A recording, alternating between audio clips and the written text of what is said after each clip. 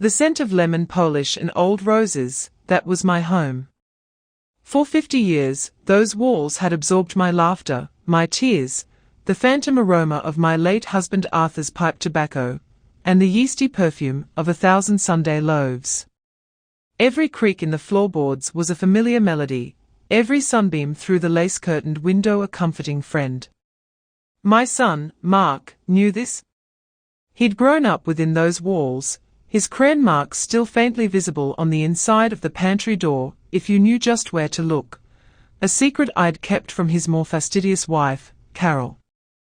So when he started talking about me needing more specialized care, a place where I wouldn't be so alone, his voice dripping with a saccharine concern that tasted like ash in my mouth, a small, cold dread began to bloom in my chest, right beside the wilting rose of trust.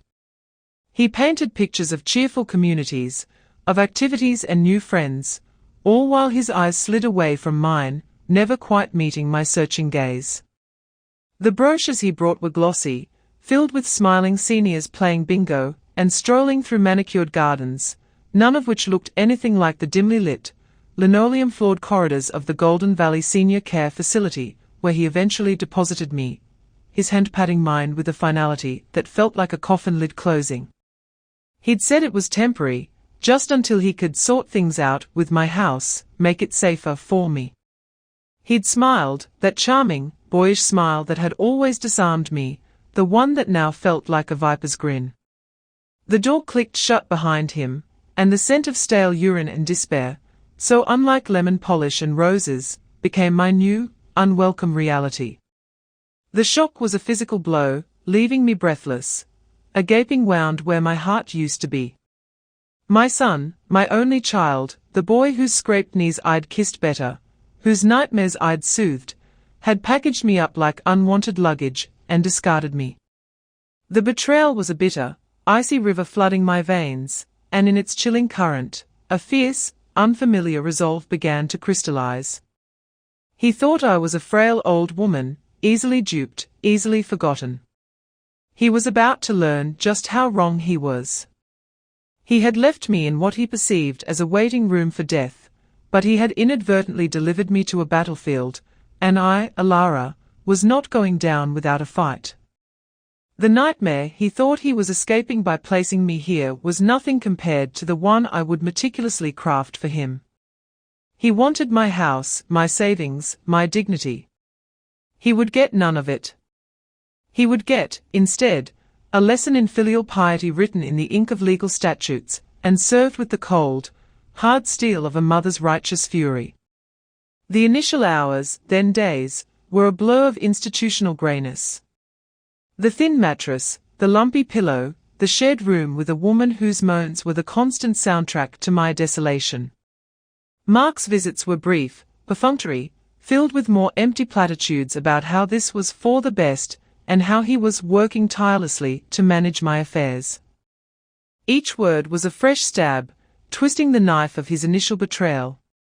He'd even brought Carol once, her expression a careful mask of sympathy that didn't quite reach her avaricious eyes, as she'd commented on how cozy the room was, a room barely large enough for one, let alone two, with a window that offered a captivating view of a brick wall. I tried to reason with him, my voice at first trembling with unshed tears, then hardening with a quiet desperation. Mark, this isn't right. I want to go home. We can hire a carer if you're worried. He'd just shake his head, patting my hand again.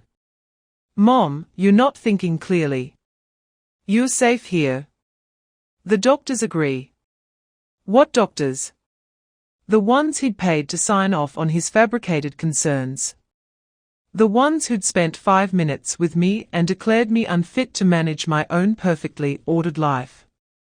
The feeling of being erased, of my identity being systematically dismantled, was suffocating. He spoke of selling my house, to ensure my care was funded indefinitely, as if it were a foregone conclusion, a mere administrative task. My home, the repository of my life's memories, reduced to a line item on his agenda. It was in the quiet, lonely nights, staring at the water-stained ceiling, that the fog of despair began to lift, replaced by a cold, clear anger. And with that anger came memories, sharp and precise. Arthur, my dear, pragmatic Arthur, had always been a planner. He'd distrusted easy charm, even in our own son. Always have a fail-safe, Elara, he'd often said, tapping the side of his nose. Especially when family and money mix. And then it came to me, a whisper from the past, a lifeline. The Willow Creek Trust. Arthur had set it up years ago, a complex document I'd barely understood at the time, something to do with the house and my welfare, something that was supposed to protect me. Mark, in his youthful arrogance and later greed, had likely forgotten it entirely, or assumed I had. He always underestimated my mind, my memory. He saw the wrinkles and the silver hair, not the still sharp intellect behind them. That was his first mistake. My second was letting him think his deception had worked so completely. But that, I decided, could be rectified. The fight was just beginning, and the scent of lemon polish and roses, the scent of home, was a fragrance I was determined to breathe again, not as a wistful memory, but as my everyday reality. The nightmare he'd so callously dumped me into would become his own waking torment. The institutional apathy of Golden Valley was a grinding stone, attempting to wear down any spirit of resistance. The food was bland, the routines monotonous, the staff overworked and often indifferent. My roommate, Agnes, a woman lost in the fog of dementia, would sometimes cry out for her own children, her anguish a constant, painful echo of my own, albeit different, abandonment. But Arthur's words, always have a fail-safe, became my mantra. The Willow Creek Trust. I could almost see the thick, cream-colored vellum, feel the weight of Arthur's signature beside my own. He'd explained it once, patiently, about how the house was mine, truly mine, protected, unless specific conditions of my well-being were flagrantly ignored, or if I was moved against my will without just cause, meticulously defined. He'd worried about exactly this scenario, perhaps seeing a shadow of Mark's future avarice even then. Getting to that document, or rather, getting someone who could act upon it, was the challenge. My phone calls were ostensibly unmonitored, but I felt a constant sense of being watched, of my limited freedoms being conditional. Mark had taken my personal mobile, replacing it with a clunky, pre-programmed device with only his number and the nursing station on speed dial. "Simpler for you, Mom," he'd said, his smile not reaching his eyes. But I remembered Eleanor Vance. Ellie. My friend from college, sharp as a tack, a woman who'd gone on to become a formidable solicitor before retiring to a life of sensible gardening and infrequent, but always insightful, letters. We hadn't spoken in a year, but our bond was one of those quiet, enduring things. Getting a message to her was paramount. I tried the communal phone in the depressing day room, but it always had a queue, and the conversations around me were a cacophony of television blare and shouted requests for assistance. Then, during a particularly dreary afternoon, watching a fly buzz against the grimy windowpane, an idea sparked. Mrs. Henderson, a quiet lady who knitted constantly in the corner, received regular mail. She seemed kind, her eyes holding a knowing sadness. I approached her cautiously, my heart thumping. "Mrs. Henderson," I began, my voice softer than I intended, "would you, perhaps, be willing to post a letter for me? A rather urgent one." I offered her the few crumpled bills I had managed to keep hidden in the lining of my handbag, money I'd saved from my meager personal allowance. Her needle stilled. She looked at me, her gaze surprisingly shrewd. "Trouble with your boy, dear?" she asked, her voice a low rasp. I simply nodded, a lump forming in my throat. She sighed, a puff of air that seemed to carry the weight of shared experience. "Give it here. And keep your money. Some things are more important."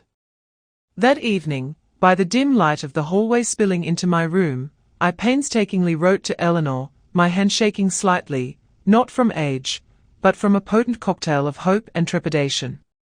I detailed Mark's actions, the conditions of the home, and my faint but persistent memory of the Willow Creek Trust. I sealed it, addressing it to Eleanor's last known address, praying it was still current, praying Mrs. Henderson's grandson, who apparently collected her mail, would be reliable. The waiting was an agony, each day stretching into an eternity of lukewarm tea, and the scent of disinfectant failing to mask deeper, more unpleasant odors. Mark continued his charade, his visits becoming slightly less frequent, his reassurances thinner. He spoke of an offer on the house, a very good offer, he'd enthused, enough to keep you comfortable here for years to come, Mom. The gall of him, discussing the sale of my soul's anchor, as if it were a traded commodity, all while I sat trapped in this beige purgatory. I merely smiled, a placid, vacant expression I was beginning to perfect. Let him think I was succumbing, fading. Let his arrogance be his undoing. Then, one Tuesday, a week that felt like a year after I'd sent the letter, a new face appeared during visiting hours. A woman with kind, intelligent eyes, silver hair cut in a no-nonsense bob, carrying a smart leather briefcase. Eleanor. My breath caught. She hadn't changed much, just the added gravitas of years well lived. The relief was so profound it almost buckled my knees. She simply walked over, took my hands, and said, Elara, my dear. I got your letter.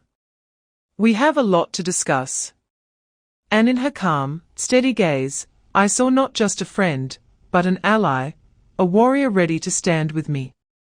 The fight had truly begun, and for the first time in weeks, the oppressive weight on my chest lightened, replaced by a fragile, burgeoning hope. The nightmare Mark had constructed was about to meet a formidable architect of justice. Eleanor's presence was like a balm to my raw nerves, a sudden shaft of sunlight in the perpetual gloom of Golden Valley. We sat in the dreary visitors' lounge, a plastic ficus drooping sadly in the corner, the air thick with the smell of overcooked cabbage and floor polish. But for that hour, it felt like a war room, the two of us mapping out a campaign.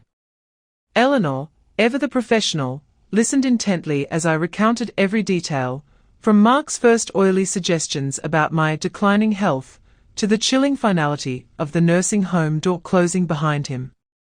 Her expression remained calm, but I saw a flicker of controlled anger in her eyes, the same steel I remembered from our university debating society days, when she'd eviscerated opponents with logic and perfectly timed scorn. The Willow Creek Trust, she murmured, tapping a pen against her notepad. Arthur always was a meticulous man. And surprisingly prescient. She explained that my memory was spot on.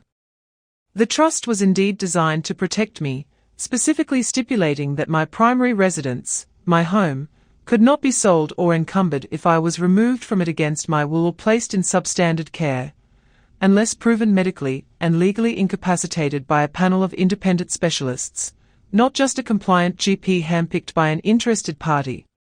Mark, it seemed, had either forgotten this crucial detail or, more likely, assumed I had, and that its legal teeth were too old to bite. He's breached the trust terms spectacularly, Elara, Eleanor stated, a grim satisfaction in her voice. His power of attorney, if he's using one that Arthur set up, would also likely be invalidated by such a breach, especially if it's conditional on acting in your best interests. We spoke of strategy. The first step was to get a copy of the trust document. Eleanor was confident she could retrieve it from the solicitors who had originally drafted it, her old firm, as it happened. Next, we needed to document the conditions at Golden Valley and my clear, unwavering desire to return home. Eleanor suggested I keep a detailed journal, noting everything, the indifferent care, the poor food, any instances of neglect, my requests to speak to Mark about leaving, and his dismissive responses. Dates, times, specifics, Elara. Every detail is a weapon, she advised, her voice low and firm. She also planned to hire a private investigator, discreetly, to look into Mark's financial situation and the supposed good offer on my house. "Let's see just how altruistic his motives are, shall we?" she said with a thin, knowing smile. A spark, the first genuine flicker of my old, fierce self, ignited within me. The feeling of helplessness began to recede, replaced by a cold, determined anger that was almost exhilarating. I wasn't just a victim anymore. I was a combatant, with a brilliant general by my side. Eleanor also gave me a new mobile phone, a simple one, but untraceable to Mark, with her number and a few other key contacts programmed in. "For emergencies and private communication," she said, slipping it into my hand. "Keep it hidden." This small piece of technology felt like a lifeline to the outside world, a symbol of my reclaiming some measure of control. Before she left, Eleanor squeezed my hand. "This won't be quick, Elara, and it won't be pleasant. Mark will fight back when he realizes he's cornered. But we will be thorough, we will be relentless, and we will win." Arthur would have expected nothing less. Her confidence was infectious. As I watched her walk away, her sensible heels clicking purposefully on the linoleum, I felt a surge of strength I hadn't known I still possessed. The game had changed. Mark thought he was playing chess with a pawn. He was about to discover he was up against a queen, with a very skilled knight at her disposal. The next few weeks were a study in patience and quiet observation. I filled notebooks with my observations, my handwriting growing steadier with each entry. The lukewarm soup, the unanswered call bells, the patronizing tone of a particular orderly, Nurse Ratched I'd privately nicknamed her, who seemed to delight in small cruelties. Each detail was a drop of fuel for the coming fire. Mark, oblivious, continued his infrequent visits, full of false bonhomie and updates about the impending house sale. He spoke of surveyors and solicitors, of how smoothly everything was progressing. I would nod, offer a weak smile, and ask about his children, my grandchildren, whom I missed dearly and who, I suspected, were being fed a carefully curated narrative about my illness. The irony was a bitter pill. He was dismantling my life for his comfort, while I was meticulously gathering the evidence to dismantle his. The roses in my garden at home, I imagined them, their thorns sharp, waiting. My revenge wouldn't be loud or hysterical, it would be a quiet, legal dismantling, as precise and devastating as a surgeon's scalpel. And it would be beautiful. The following weeks were a masterclass in clandestine operations, conducted from the dreary confines of Golden Valley. Eleanor, true to her word, was a whirlwind of quiet efficiency on the outside. She confirmed the existence and the stringent clauses of the Willow Creek Trust, a copy of which was now securely in her possession. "It's airtight, Elara," she'd reported during one of our discreet phone calls. Arthur dotted every I and crossed every T. "Mark hasn't got a leg to stand on if we can prove he's violated the terms regarding your care and your removal from home." My part was to be the eyes and ears within the enemy camp, so to speak.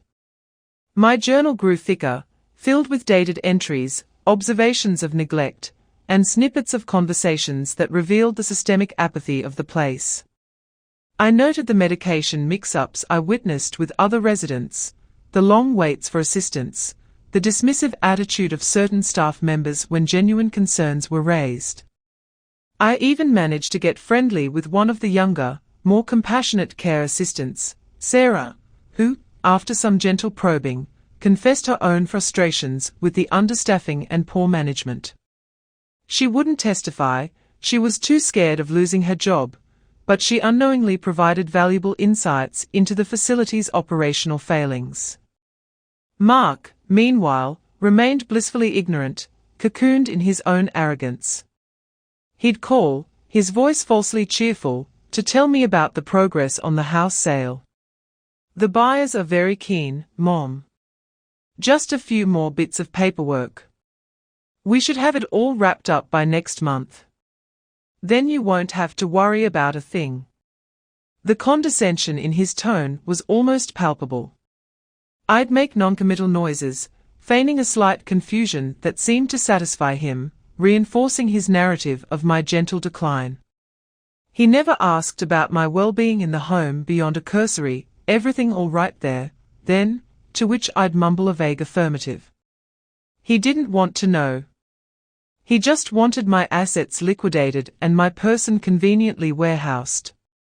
Eleanor hired a private investigator, a discreet man named Mr. Davies, who began to delve into Mark's finances and the supposed fantastic offer on my house.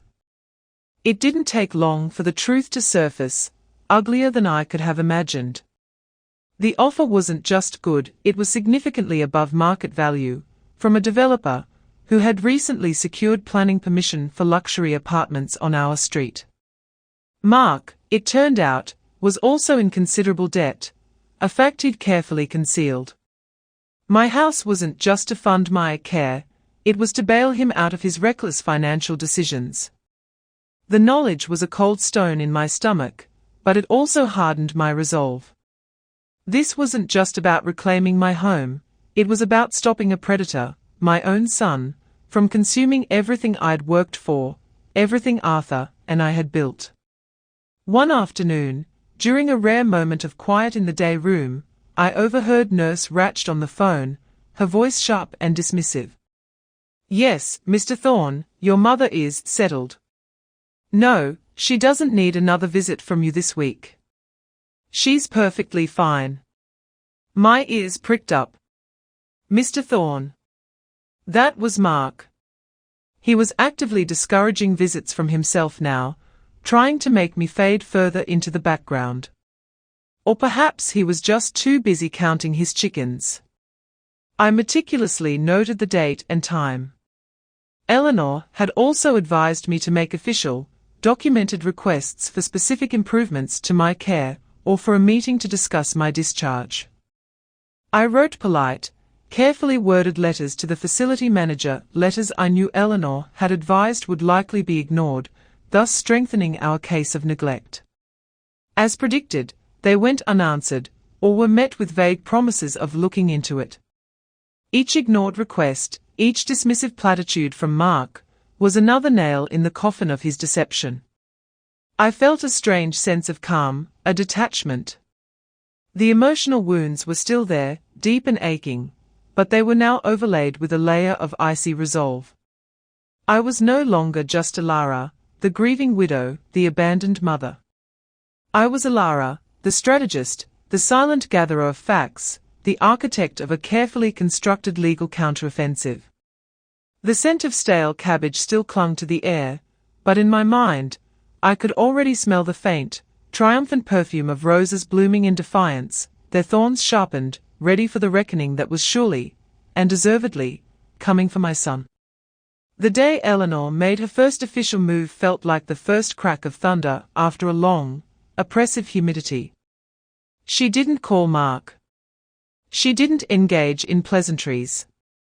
Instead, a formidable legal letter, drafted with surgical precision, landed on the doormat of my home, the home Mark was so eager to sell, the home he currently occupied, as if it were already his. A copy was also sent to his office. The letter was a masterpiece of restrained fury and irrefutable fact. It outlined, in painstaking detail, the terms of the Willow Creek Trust, Mark's flagrant violation of those terms by removing me from my home under false pretenses, and placing me in substandard care, and the immediate legal consequences thereof. It stated, unequivocally, that any attempt to sell or further encumber my property was illegal, and would be met with the full force of the law.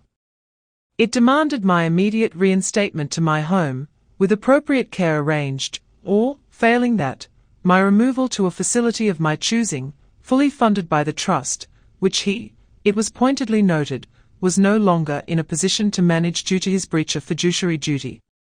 It also put him on notice that Eleanor Vance was now my sole legal representative in all matters pertaining to my welfare and my estate. I imagined Mark's face as he read it. The shock.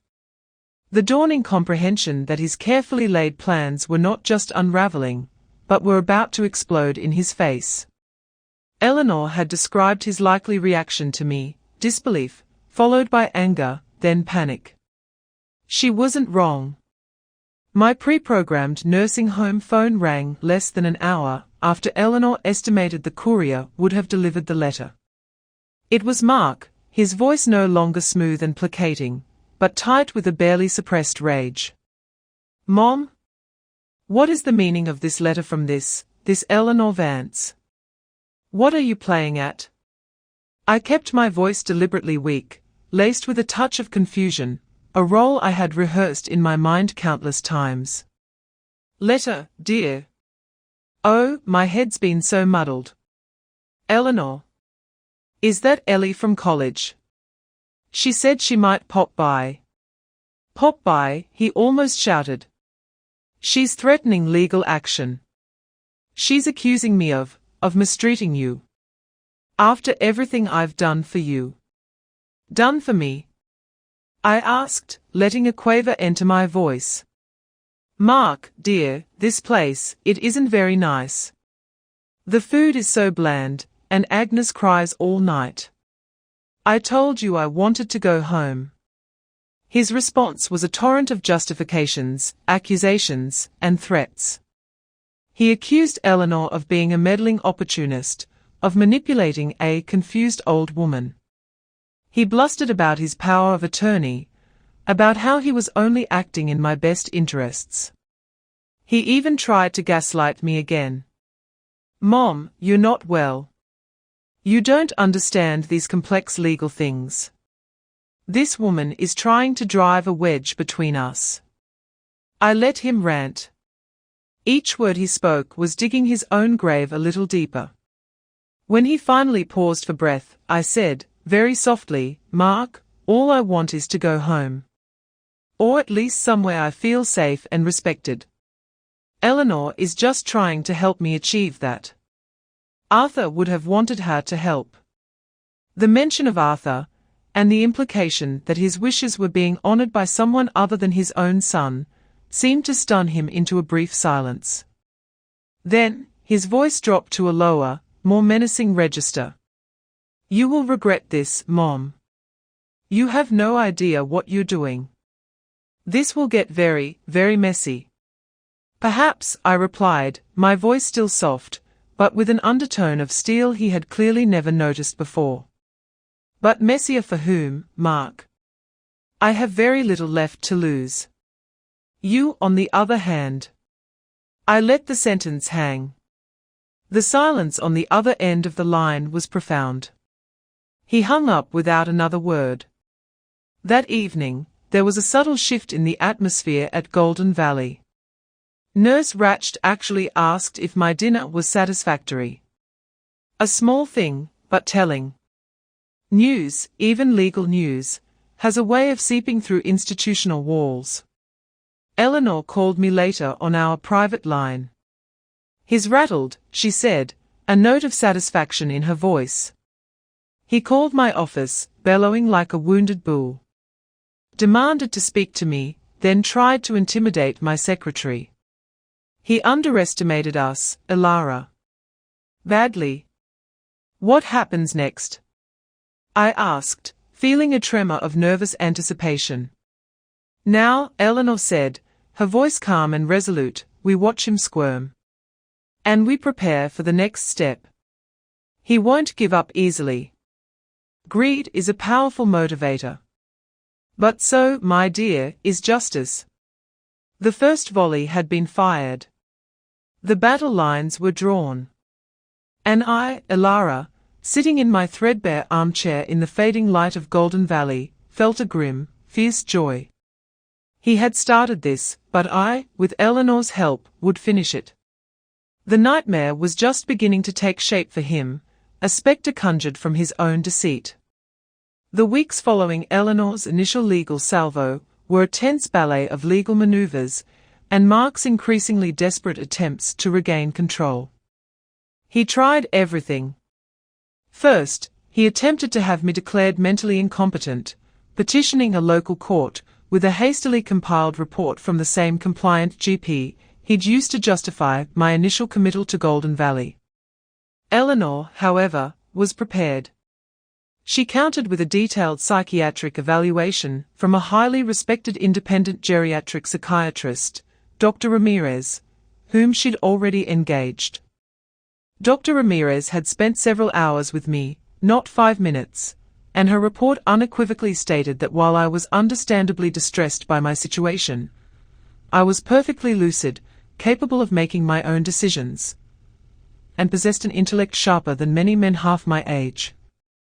The judge, a no-nonsense woman named Hatcher, took one look at the conflicting reports, listened to Eleanor's articulate summary of the Willow Creek Trust, and Mark's flustered, self-serving testimony, and dismissed his petition with a barely concealed scorn. "Mr. Thorne," Judge Hatcher had said, her voice like chipped ice, "it appears your primary concern is not your mother's welfare, but her assets. I suggest you retain competent legal counsel, as Ms. Vance here clearly has." That was a significant blow to Mark. His face, as Eleanor later described it to me, had turned a mottled shade of red and white. His access to my main bank accounts, the ones linked to the trust and my property, was frozen by court order pending further investigation into his management of my affairs. The fantastic offer on the house from the developers was suddenly in jeopardy, the sale stalled indefinitely. They weren't interested in a property mired in a bitter legal dispute. Mark's carefully constructed financial rescue plan was crumbling around him. He then tried a different tactic, emotional blackmail. He'd call me at Golden Valley, his voice thick with synthetic sorrow, speaking of how much he loved me, how this was all a terrible misunderstanding orchestrated by a predatory lawyer.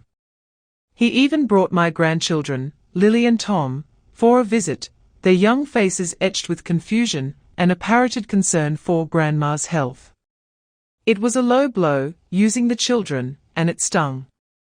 But I held firm, reiterating my desire to go home, my trust in Eleanor. I saw the flicker of doubt in Lily's eyes as she looked around the grim, cheerless room, a stark contrast to the sunny, vibrant home she remembered. "Why can't Grandma come home, Daddy?" she'd asked, her innocent question a dagger to Mark's composure. He'd mumbled something about doctor's orders and quickly ushered them away. Eleanor, meanwhile, was relentless. She filed motions to have Mark removed as a trustee of the Willow Creek Trust due to gross misconduct and breach of fiduciary duty. She began discovery, demanding full disclosure of his financial records, particularly those related to his handling of my money prior to my committal. The private investigator, Mr. Davies, uncovered a trail of questionable investments and mounting debts on Mark's part, painting a clear picture of a man desperately trying to use his mother's assets to save himself from his own folly.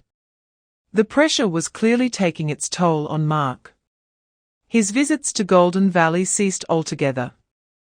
His calls became more erratic, sometimes angry, sometimes pleading. He even tried to reason with Eleanor directly, offering a compromise: I could move to a slightly better nursing home, and he would overlook her interference. Eleanor had reportedly laughed.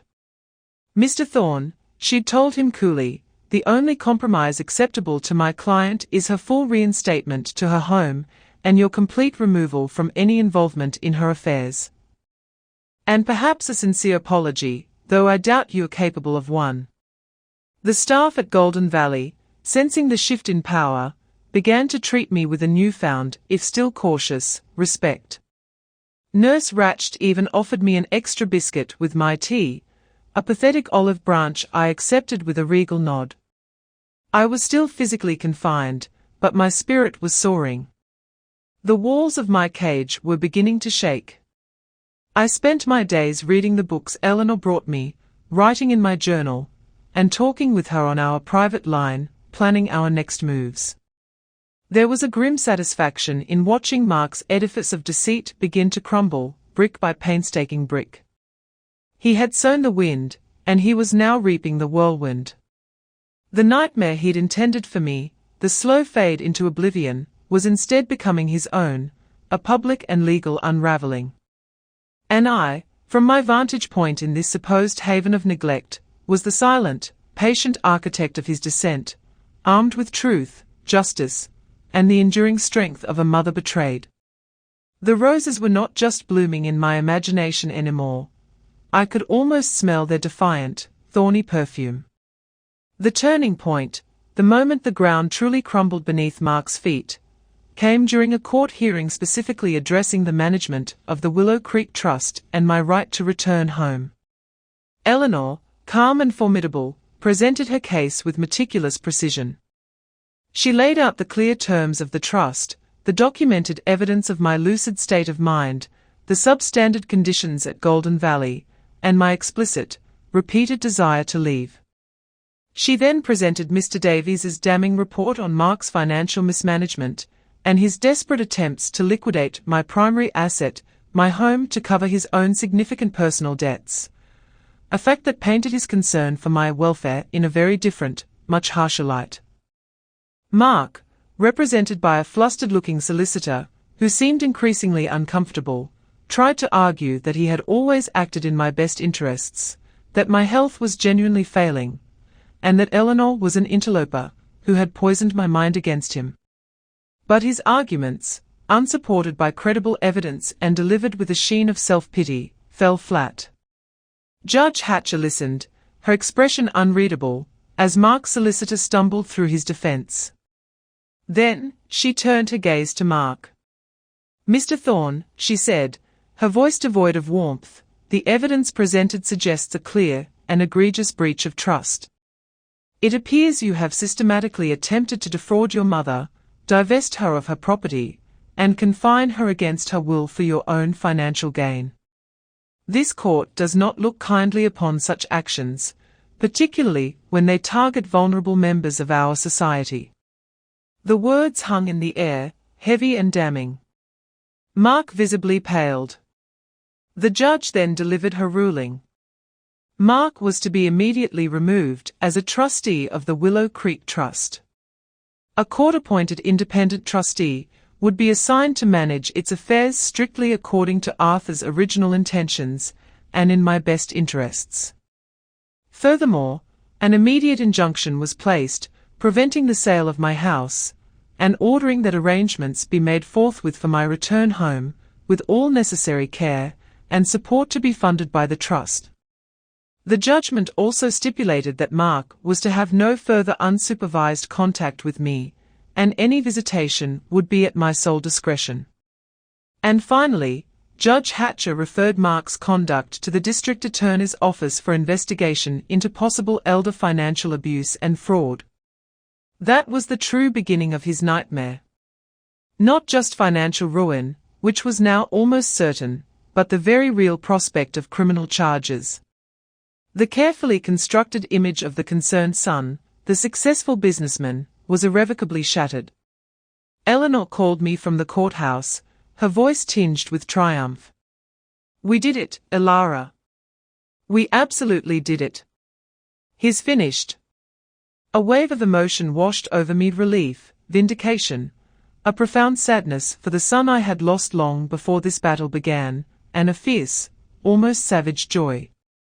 "What did he do, Ellie?" I asked, my voice trembling slightly. "He just sat there," Eleanor said. "Stunned. As if he couldn't believe what was happening. His solicitor looked like he wanted the ground to swallow him up. When the judge mentioned the DA, Mark actually swayed. I thought he might faint.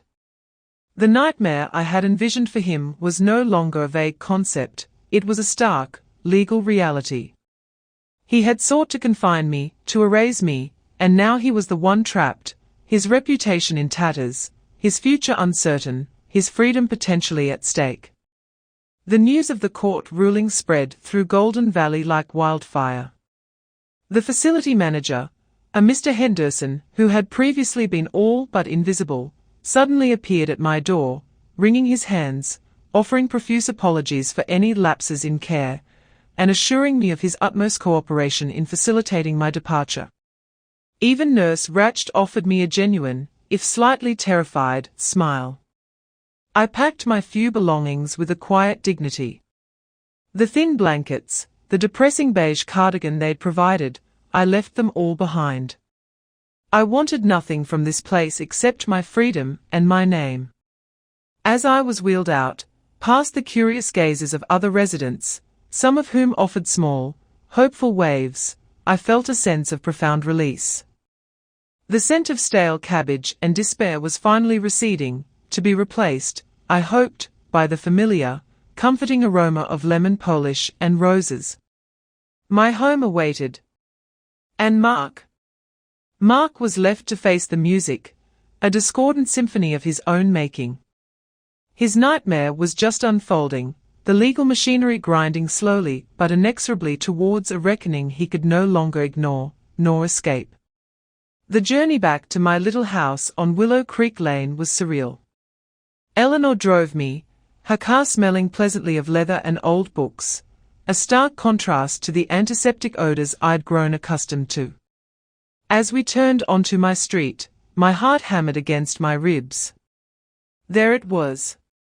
My home. The roses Arthur had planted along the picket fence were in glorious, defiant bloom, their crimson and apricot heads nodding in the gentle breeze, as if welcoming me back. Tears welled in my eyes, not of sorrow, but of a profound, overwhelming gratitude. The door, my familiar blue door, was unlocked. Eleanor had arranged for a locksmith to change the locks the day after the court ruling. Mark no longer had a key to my life or my property. Inside, it was dusty, a little neglected, bearing the faint, stale traces of Mark and Carol's brief, unwelcome occupation. But it was mine. The scent of old roses and the lingering promise of lemon polish still clung to the air, a testament to enduring love and memory. Eleanor had already organized a cleaning service and the beginnings of home care, all funded, as it should be, by the Willow Creek Trust, now under the stewardship of a sensible, court-appointed professional named Miss Albright. Over the next few weeks, my life began to resemble its former, cherished rhythm, albeit with new layers of awareness and strength. The nightmares of Golden Valley slowly faded, replaced by the comforting creaks of my own floors and the gentle ticking of the grandfather clock in the hall, a sound Arthur had loved. Mark's nightmare, however, was in full swing. The district attorney's office had indeed opened an investigation. His name, once respected in local business circles, was now synonymous with elder abuse and greed. His creditors, no longer placated by promises of an imminent windfall from my house sale, were closing in. Carol, his wife, who had stood by him with such brittle loyalty when she thought there was money to be gained, apparently filed for divorce the moment the threat of criminal charges became public, eager to distance herself from the sinking ship. Eleanor kept me updated, not out of malice, but because she believed I had a right to know the full consequences of his actions. He had lost his job. His own home, the one he'd leveraged to the hilt, was facing foreclosure. He was, by all accounts, a broken man, shunned by former friends and colleagues, facing a legal battle he could not afford and could not win. He tried to contact me once, a desperate, rambling voicemail left on my new, private number, full of self-pity and pleas for forgiveness, blaming everyone but himself, Eleanor, the judge, even his long-dead father for setting up such a restrictive trust. There was no genuine remorse, no acknowledgement of the pain he had inflicted, only the panicked cries of a man whose world had collapsed. I didn't call back. Forgiveness might come one day, in the quiet solitude of my own heart, but absolution. That was a currency he had not earned and I was no longer willing to dispense freely. The poetic justice was not lost on me. He had tried to render me powerless and invisible, confined to a sterile room. Now he was the one trapped, his life shrinking, his future bleak, his name a stain. The empty chair at my kitchen table, the one where he used to sit for Sunday dinners, was no longer a symbol of just my loss, but of his own self-inflicted banishment. I often sat in my garden, tending to Arthur's roses, their thorns a reminder of the resilience needed to protect beauty. The blooms were particularly vibrant that year, a riot of color against the green. They were my victory wreath, a testament to survival and the fierce, enduring power of a mother's love, even when that love had to manifest as righteous, unyielding justice. My home was safe. My dignity was restored. My son, the betrayer, was left with the ashes of his greed, a nightmare of his own making, a constant, unignorable reminder of the day he underestimated his mother and the unbreakable strength of her will. The final chapter of Mark's downfall was written not in dramatic courtroom scenes, but in the quiet, inexorable processes of legal and social consequence. The DA's office, after a thorough investigation, did press charges, financial elder abuse and fraudulent use of power of attorney. There was no grand trial. Faced with the mountain of evidence Eleanor had meticulously compiled and the prospect of a lengthy prison sentence, Mark, on the advice of a beleaguered public defender, accepted a plea bargain. It involved a shorter, suspended sentence, but came with a lengthy probation, mandatory counseling, full financial restitution to the trust, an impossible sum for him now, and a permanent restraining order preventing him from coming within 500 feet of me or my property. His name was entered into a public registry of elder abusers. The shame was absolute, the fall from his self-perceived grace complete. He had sought to erase me, and in the end, he had effectively erased himself from any respectable quarter of society. The nightmare I had wished upon him was not one of fleeting terrors, but a permanent stain on his life, a daily reminder of his betrayal and its devastating cost. Carol had finalized the divorce, taking what little remained and severing all ties. My grandchildren, Lily and Tom, were now living with her, and through careful, mediated channels, I began to rebuild a fragile connection with them. Carol, perhaps out of a belated sense of decency, or simply to ensure the children still had one stable grandparent, allowed supervised visits at her new, much smaller apartment. Seeing them was a bittersweet ache, a reminder of the family Mark had fractured, but also a spark of hope for a future where love, not greed, might prevail in their young lives. I never saw Mark again. Occasionally, I'd hear snippets about him from old acquaintances working menial jobs, a shadow of his former arrogant self. He was living the nightmare, obscurity, poverty, and the crushing weight of his public disgrace. My life, in contrast, settled into a peaceful, if forever changed, rhythm. My home, once a symbol of vulnerability, now felt like a fortress of my own making, filled with the scent of lemon polish, baking, and the ever-present perfume of Arthur's roses. Eleanor remained a steadfast friend, a regular visitor for tea and strategic discussions about how best to manage the trust for my benefit, and eventually, for Lily and Tom's. The empty chairs at my table were still there, but they no longer screamed of loss. One represented Arthur, a comforting presence. The other, Mark's, was now a monument to a lesson learned, a battle won, a necessary amputation. There was a quiet triumph in my days, a fierce satisfaction in my own resilience. I had faced betrayal from the deepest well of love, and had not only survived, but had emerged stronger, my spirit unbent. The experience had etched lines of sorrow on my heart, but it had also forged an unshakable core of steel. The roses in my garden bloomed extravagantly that next spring, their colors more vivid than ever. Each petal felt like a small victory, each thorn a reminder of the fight. I had taken the nightmare my son had tried to inflict upon me, and, with clear eyes and a steady hand, had handed it back to him, gift wrapped in the inescapable consequences of his own actions. It was a harsh justice, perhaps, but a necessary one. And as I sipped my tea, watching the sun filter through the lace curtains, the peace I felt was profound, hard-won, and entirely my own. He had wanted me to fade away, Instead, I had bloomed, fiercely, triumphantly, amidst the ruins of his making.